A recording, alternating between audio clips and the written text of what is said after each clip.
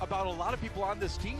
The Valiant never taste death. Oh, you thought you were sneaky. Silk thread now, keeping the train rolling straight on. Baby Bay has been so accurate with those shots too.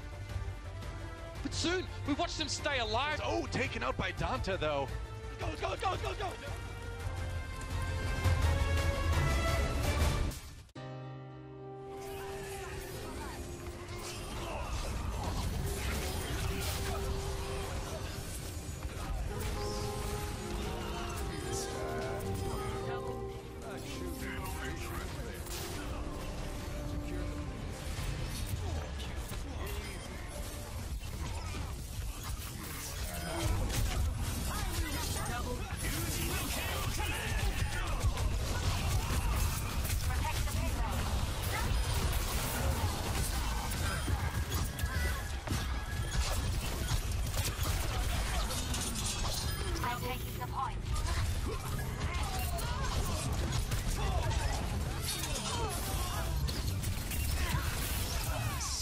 The iris.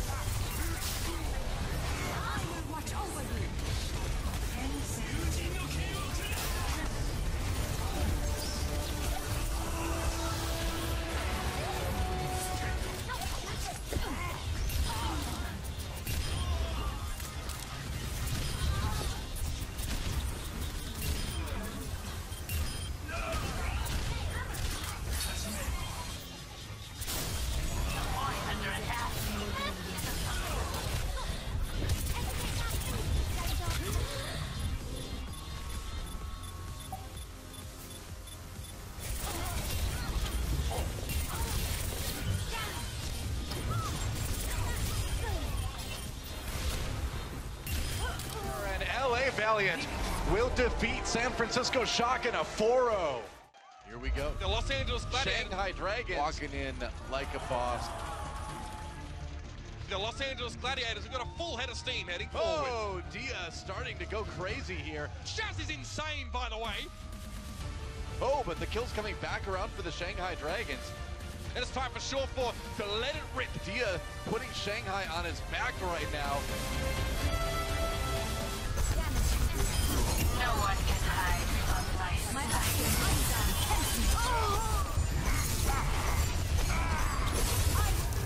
I'm taking care of you. The payload moves.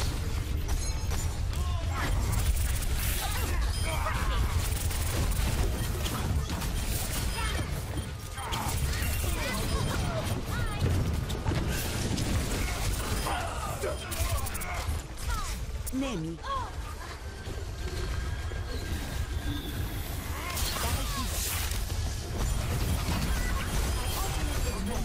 Go.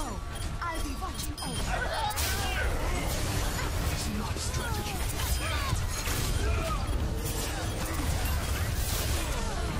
I am on fire. But at this stage, let us not control.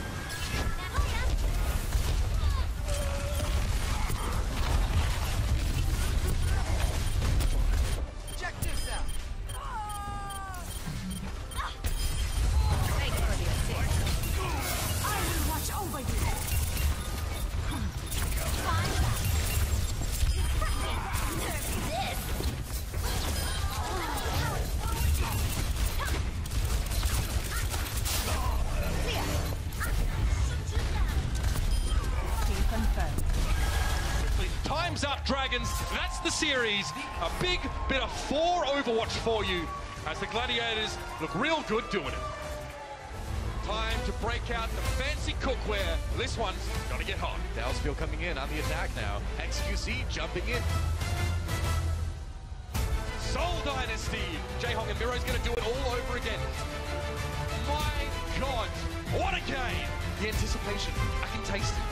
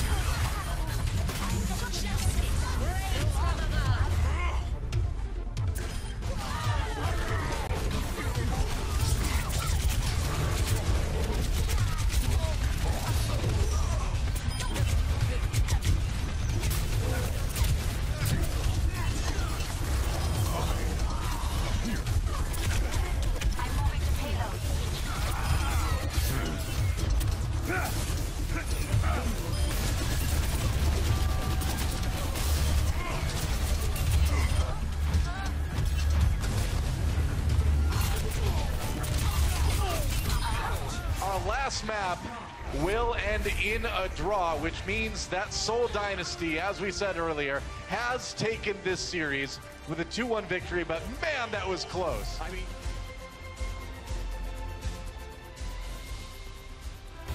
this might be the moment they've been waiting for here. It's all Florida right now. The Spitfire hold strong. That was a masterclass from the Spitfire. There is a final blow from Swoosh, actually, and the kills continue to pile in here for Florida.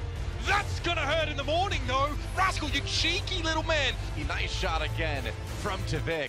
The Spitfire are just taking everything away from them here.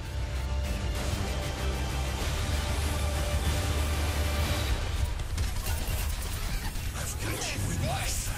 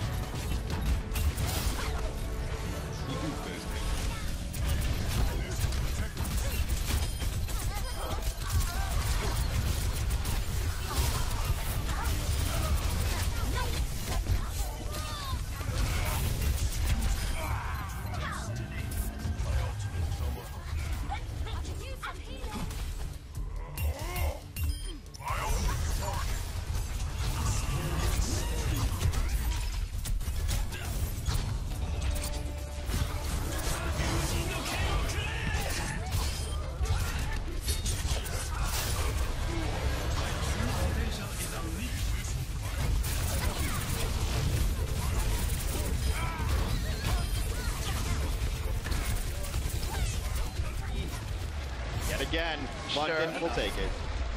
Fantastic work from London. Again, it's a bit of a trend.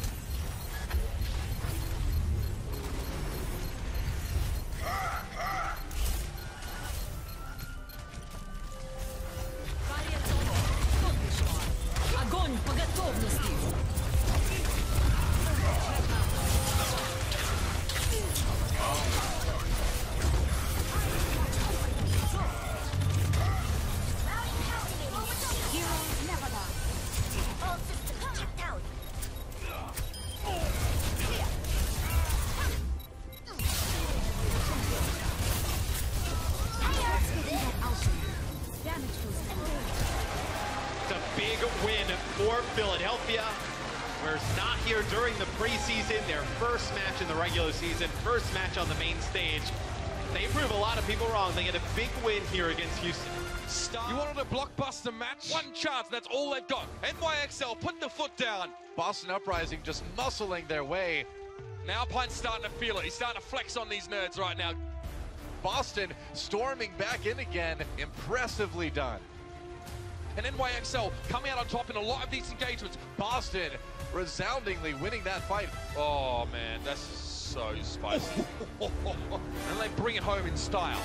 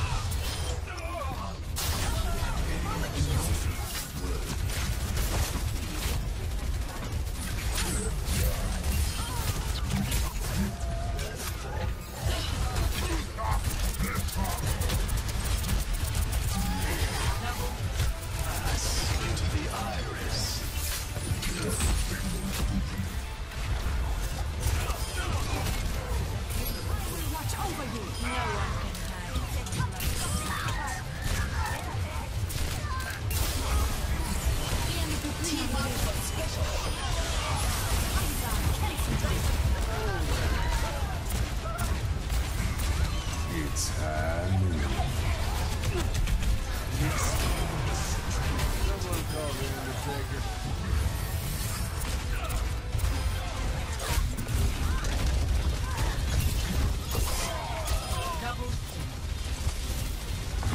My ultimate charge.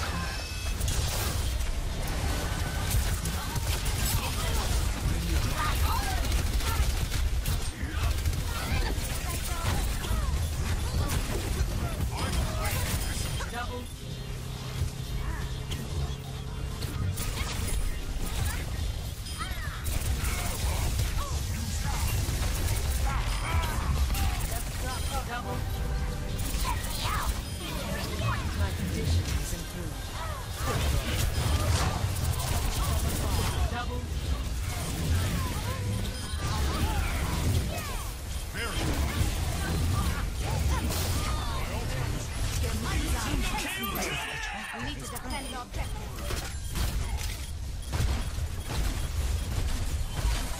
I will watch over you.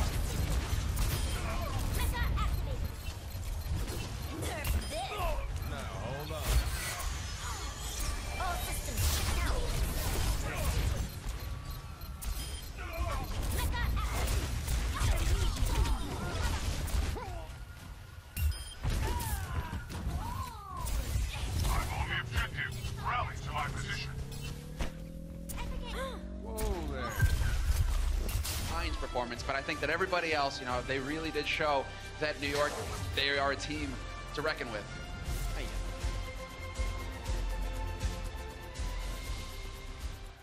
Dallas Fuel. There goes Mick. Seagull gets him immediately. Unko, though, he knew exactly what he was doing. All planned, boys, he says.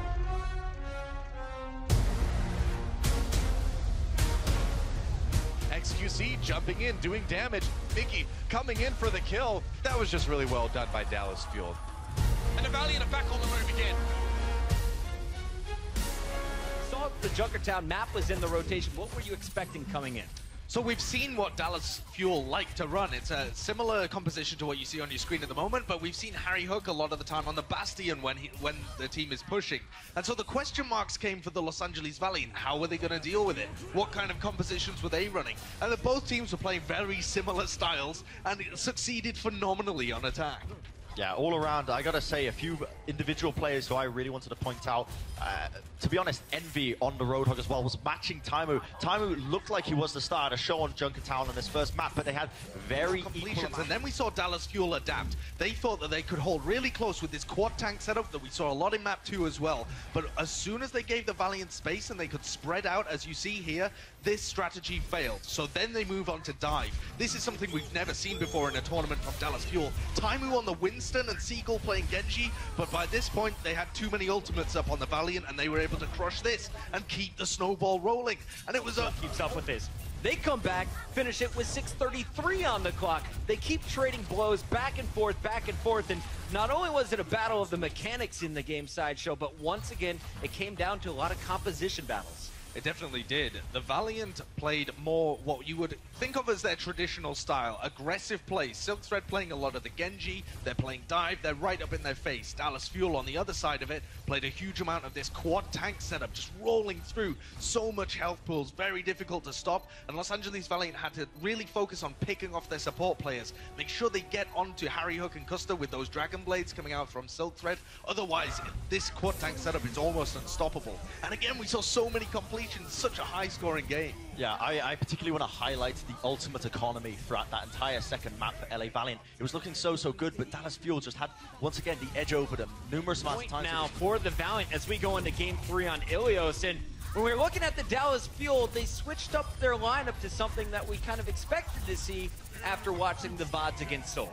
Yeah, so they ended up subbing in Seagull, and I mean, the guy, I'm just going to say straight up, he wasn't performing on a level that we'd expect from him, actually. In terms of his statistics, if I just point this one out, he ended up with, I believe, only three deaths to his name when he was playing Afara. He got absolutely dunked on by Silk Thread, and wasn't really playing at the potential that we've come to expect from him.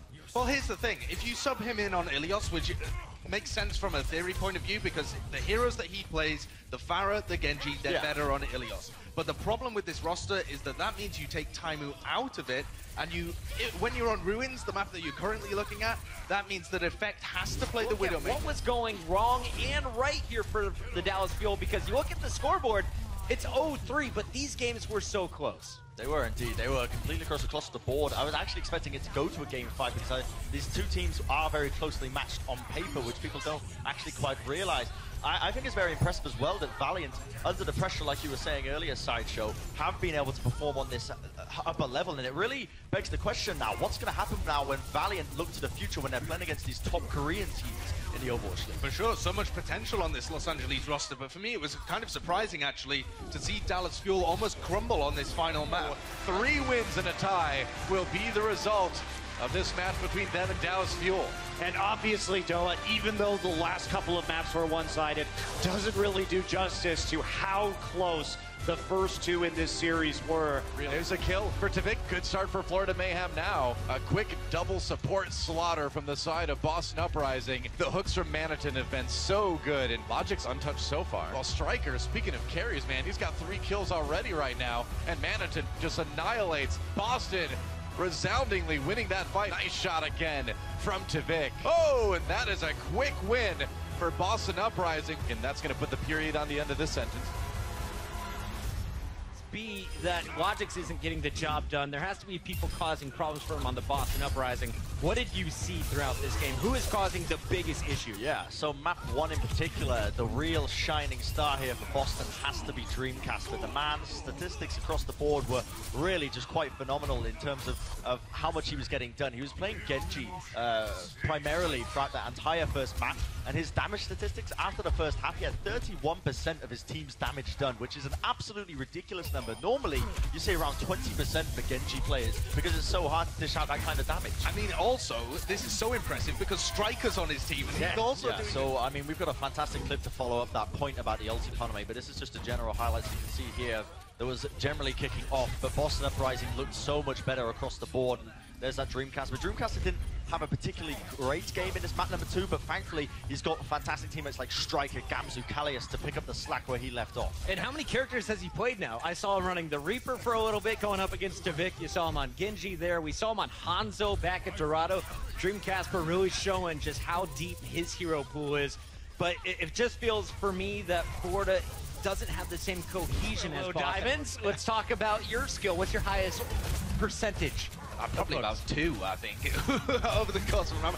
Never had a hard carry performance like Dreamcasper on this one, but it was unbelievable More so just because he was playing against Manitin, who we consider to be a fairly competent Roadhog and puts up very consistent performances, but he can't match these same heights from Dreamcast. Yeah, the interesting thing about it as well is Manitin on the Roadhog himself, he had 50% hook accuracy, and that is considered a good performance. I mean, a hook accuracy of around 40 to 50% is considered good. But then when, I mean, what you do when he shows up with 88%, it's on another level. So Boston has definitely shown us so much improvement since the preseason. We've seen so many new looks from this squad, so many new lineups in the play. How strong this composition ran into.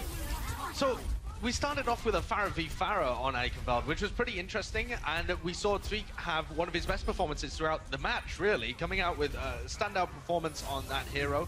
But then once we drifted over into set dive compositions, with both teams running a Genji or Tweak on the McCree attempting to shut down Dreamcasper, he was outclassed. And typically we think of Tweak as being an incredibly high-skill player, and Dreamcasper made him look average throughout the course of this match. Yeah, so interesting statistic in terms of the general play of Boston once again was the fact that Zuppe was getting focused down quite a lot this game, in particular on Eichenwald. He had 15 deaths by the end of it. That's much higher than really should be happening when you're playing Zenyatta. That's mainly down to your tank play in general. If your tanks aren't really peeling for you and protecting for you, you're going to have a high amount of They deaths. will close it with a resounding victory, 4-0 over the Florida Mayhem. Dreamcasper put the hopes of Florida to bed there. He is their closers. Shanghai Dragons will go ahead and win that attack round. And San Francisco Shock, they will take the series as well. Just a really, really well executed push by Shanghai Dragons here. San Francisco got some kills. What a start. Dia still causing a lot of trouble. Baby Bay has just been on fire. Oh. This really does just highlight some of the issues that they've got going on with them.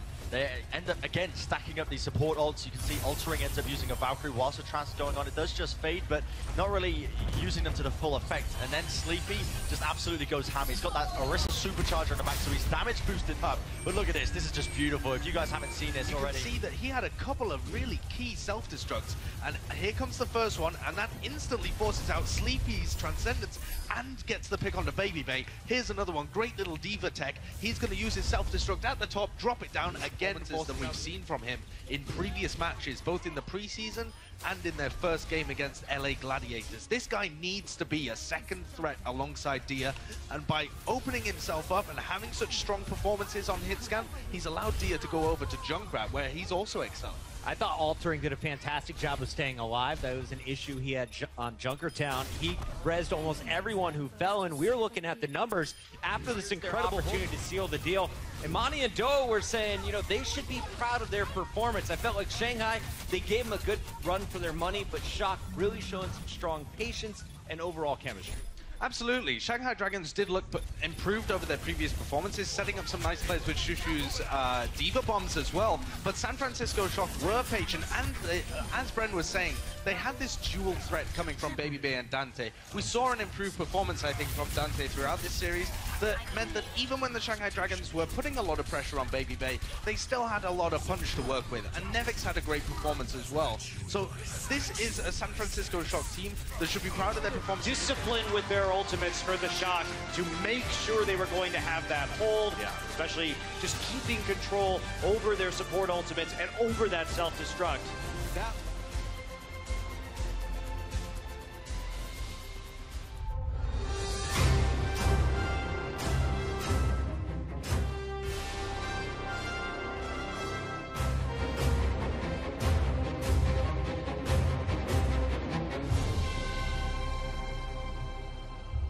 What this hero does is that you basically nullify anybody jumping onto that car. You saw that an attempt at a defense being the quad tank. You can deal with the quad tank, and what really matters is that you can build up your ult charge in the first point. You have great lines of sight for you to teleport to and also build up that ult charge, and by the time you hit the second point, you got your ulti and stall, buy as much time as possible so that by the time that Billy has to attack on the final point, they're against the clock, and you saw that they were just barely able to defend it because they Philadelphia Fusion team did not have enough time left in the bank because of that first point defense from London. It was a really impressive start for London. You saw Philly start to slow them down, though, on this third and final point. And I want to ask about the composition changes that we saw from the Philadelphia Fusion as the game went on. If you're looking to They're deal gonna with... actually go for the dive. You see the setup here, but they're diving against a Junkrat here. It's a Winston and D.Va trying to deal with this. They have nobody distracting on the flank. It's 5 people here, and you have Widowmaker really far back. From the first-person perspective of Birdring, you can see that the dive was not synced up well enough to be able to shut him down. He gets the pick on the Carpe before the follow-up comes in, and Shadowburn... Decent initial hold for Philadelphia Fusion, and then Prophet just gets in the back line over and over again. Yeah, it's incredible, actually. With the DPS core of Prophet and Birdring, they have players that can play anything and anything to such an unbelievably high level. This may be the best DPS duo in the league. And Prophet on the Tracer was able to win 1v2s over in the flank, and they pushed this so aggressively through every point to start the snowball rolling. Exactly. Take a look at this fight here. The objective hasn't even been capped. They have been diving and pressuring Philly way back so that they can create so much space for them. This, again, the point just barely gets capped. They're going to go for them one more time. And towards the final phase, they even go as far. The tank duo, Gesture was a monster all 4 maps. He played everything. You saw the main take on Winston, and of course, also the Reinhardt. And it also happens to be that yesterday was Gesture's birthday. Happy belated to him. And he just was able to pop off. And the space that you create as a tank is what allows your DPS to shine through, because it's so easy to look at the DPS doing their thing, but it doesn't come that easily. It's a team effort. Yeah, absolutely. And when we talk about making space, this is being able to dive onto enemies so that they have to look behind them, causing a time and time again, just working their way up the mid-street, trying to figure out where the players were. Libero returns to the fray, and Saviobi is also here. And Houston Outlaws, again, being methodical, being patient. Pine doesn't let him get away. Jake, this guy's game sense is just on the next level. They're just playing in tandem, these two. One goes forward and one sits back. Houston Outlaws with a big opportunity here. NYXL, put the foot down. What? Okay, that happened. Lovely. Let's go, go, go. That's all they've got. Oh, that was overkill a little bit. He was already dead, man. Fantastic when he's able to play the heroes that he does so well on. And one of those is Junkrat. He also showed us a fantastic Hanzo, which you can see right now as well. And the fact that this guy, you could hear it in the highlight clip before it, where he was saying that he has a chip on his shoulder, is how he put it. And wants to be able to perform against the top Korean teams. He was knocked out of the World Cup by Saviobi and Mano. Crazy amounts of damage out from his orbs, and that builds his ultimate so fast. That was the game-winning play. This guy has this nastiest right click. Sniping tires, and check this out. Look at this reaction time. Dealt with. Fast. Knowing Pine would be in the lineup, but we didn't know how Houston was going to handle it. Absolutely, and when Houston subbed in Clockwork, we thought perhaps previously we've seen them run Clockwork and Jake, with Jake on the Pharah. This time they went for the Pine against Linksa. We did see a couple of times where Linksa got the better end of it, but in general, the support system and just how phenomenal Pine is in clutch situations pulled them through.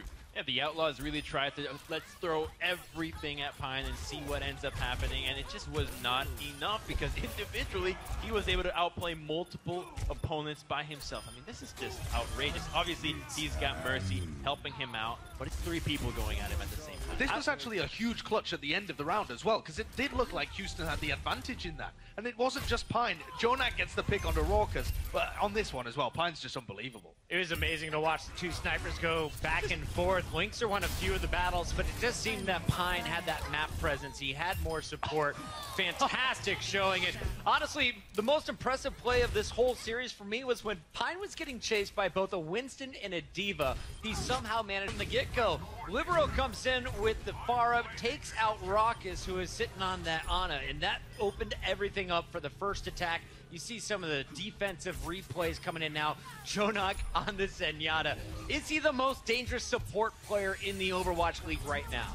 In terms of damage on Zenyatta, absolutely. I don't think we've seen enough zen from Jaehong to actually say where he lies if he as well. decides. We also saw Shaz have a huge performances. There are at Boombox, there are a lot of really good Zens, but this guy has come out of nowhere, and there was so much hype around him. We thought he didn't quite live up to it in his first game. He certainly delivered here. It's the damage shares. He's honestly consistently out dealing damage, out DPSing his DPS and the opposing team's DPS. I'm looking at his stat card as we're giving it to the support player. Getting choked up here for Jonak. Look at this man. From the very beginning, he's not just getting those up-close, in-your-face bursts. He's getting the long-range headshots, so much damage output, and showing off the reaction time there. I love how the crowd always goes, ooh, every time he's able to hit that Transcendence. Within milliseconds. It's like, I think he actually has the audio. And NYXL will take this series. They will. 3-1 will be the victory for New York. Libero holding on to that tactical visor and just waiting for that Valkyrie at the end. It's gonna be a winning fight for the Gladiators. What an impressive show from them. Seoul Dynasty. It feels like they're one step ahead, man. I'm not to get too aggressive. Shaz is insane, by the way. In case you weren't already aware, the purple one. Toby's waiting in line, by the way, for his chance to show the world what he's made of. That's really impressive stuff from Asher. Asher's just going to roll the heck away. Soul, blood in the water, they see it, they smell it. Jaehong just knows what he wants. This is excellent stuff.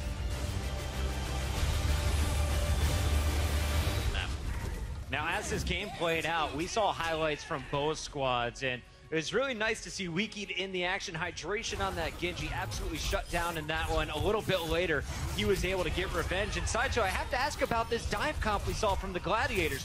Were you surprised to see a simplistic dive comp working against a team of the caliber of Seoul Dynasty? Yeah, dive comp is one of the most popular compositions across all maps, but not on Junkertown. And the reason for that is it's so wide with such little cover, particularly on the first point, that Winstons often have a very difficult time actually diving in.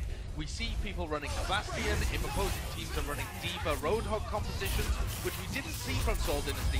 Often the Winstons have a very difficult time executing the dives, but LA Gladiators weren't playing it too The much rest of Horizon. Big props to the Gladiators. Despite a massive mistake at the start of the game, they fought hard the entire way through. Bunny was back in action, and you could feel him on the Tracer. Fleta was ripping faces with the sniper rifle. But what I really liked was when they made the Reaper swap, Crumbs. Exactly. They saw the 4-man tank succeed in 2 pushes on the first point, but they switch out to the Reaper, who works excellently in second point. You have the high ground you can port to. He's always waiting for the opportunity to drop, and when you have 4 tanks that aren't switching immediately because they have their ultimates there waiting, then you just have a field day on Reaper. What impressed me so much about this Seoul Dynasty defense was actually the way. But there's one guy that we were watching all game long here from the Seoul Dynasty, and that's Fleta. He did it on the Widowmaker, the Pharah, all of his heroes impressing tonight. He had a fabulous performance all throughout this control map. In fact, all throughout the series, if we're being honest. But this guy is, as you said, a rock star. He has hit heights on some of these DPS heroes that Seoul Dynasty, or their core, has just never had somebody like this. They've never had somebody that can play this well on so many heroes.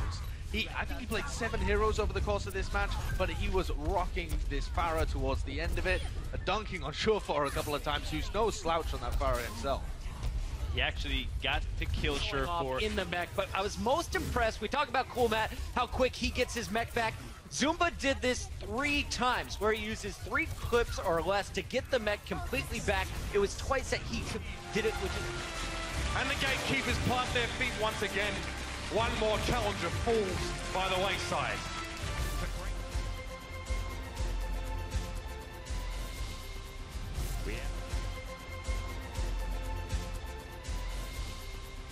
We have the shock.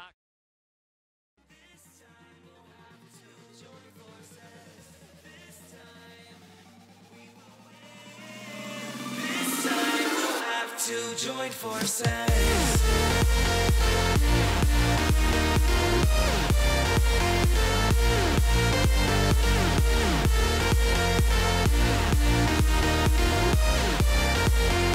Perfect.